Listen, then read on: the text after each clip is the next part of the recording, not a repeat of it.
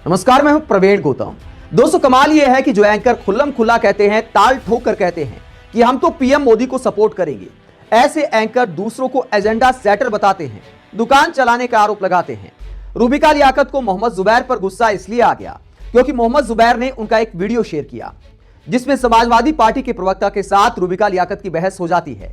Samajwadi party के प्रवक्ता PM Modi पर भ्रष्टाचार के आरोप लगाते हैं तो रूबिका लियाकत कहती हैं कि मैं इसे बर्दाश्त नहीं करूंगी, मैं खुलकर ताल ठोकर कहती हूं कि पीएम मोदी को डिफेंड करूंगी।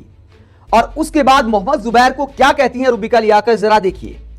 रूबिका कहती हैं कि मार्केट में फैक्ट चेकर के नाम से अपनी दुकान चला रहा एजेंडा सेटर गजब बिलबिला रहा है। देश के पीएम मोदी पर भद्दी टिप्पणी मैं कभी बर्दाश्त नहीं करूंगी। राजनीतिक आरोप लगाए लेकिन बेहूदगी नामंजूर है।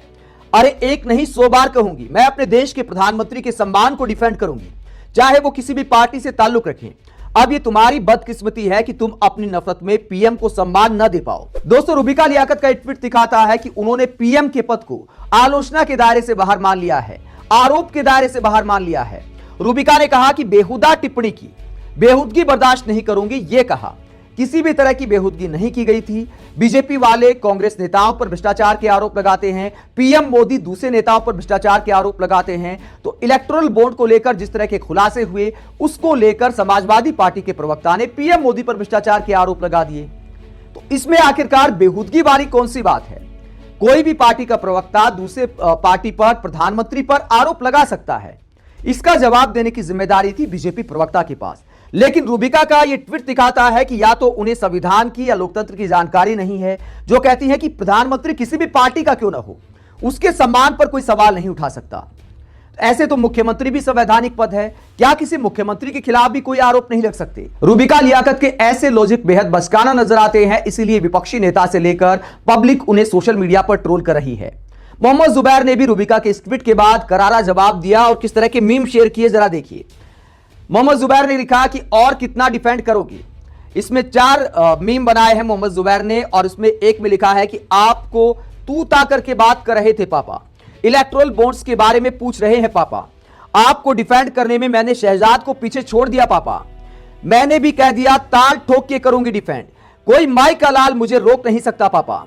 तो इस तरह मोहम्मद जुबैर रूबिका लियाकत का मजाक उड़ा रहे हैं। इसके अलावा भी पब्लिक रूबिका लियाकत को सिखा रही है कि पत्रकारिता क्या होती है। आजकल मीम का जमाना है, तो इस तरह के मीम शेयर किए जा रहे हैं जिसमें अमित शाह और पीएम मोदी इंटरव्यू लेते दिखाई देते हैं कि हम आपको हायर क्यों करें।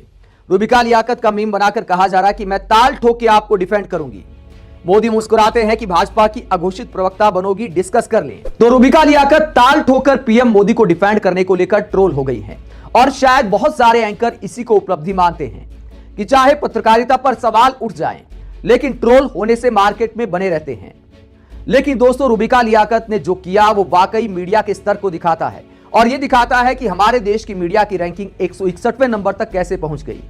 एंकर रिपोर्टर्स को इस बात का बुरा नहीं लगता कि 10 साल में पीएम मोदी ने एक भी प्रेस कॉन्फ्रेंस नहीं की। मनमोहन सिंह मीडिया को जितना मान सम्मान दिया करते थे, पीएम मोदी ने मीडिया की क्या औकात बना दी है कि प्रेस कॉन्फ्रेंस ना करने के बावजूद, तीखे सवाल ना करने के बावजूद एंकर ताल ठोक कर कहते हैं कि हम तो पीएम मोदी को डिफेंड करेंगे। बीजेपी प्रवक्ता को भी समझ नहीं आता कि हम डिबेट में क्या करने आए हैं, जब हमारे बोलने के लिए कुछ बचा ही नहीं, एंकर ने ही सब बोल दिया। आप मोहम्मद जुबैर पर रूबिका लियाकत के इस तरह भड़ास निकालने को लेकर क्या सोचते हैं और क्या देश के प्रधानमंत्री वाकई सवालों से बाहर हैं? क्या देश के प्रधानमंत्री पर कोई सवाल नहीं उठा सकता? आप पत्रकारिता के ऐसे स्तर को लेकर क्या सोचते हैं? कमेंट बॉक्स में अपनी राय जरूर दें। अगर आप हमारी पत्रकारिता को पसंद करते हैं तो थैंक्स के ऑप्शन का इस्तेमाल करें, वीडियो को लाइक करें, चैनल को सब्सक्राइब करें। नमस्कार।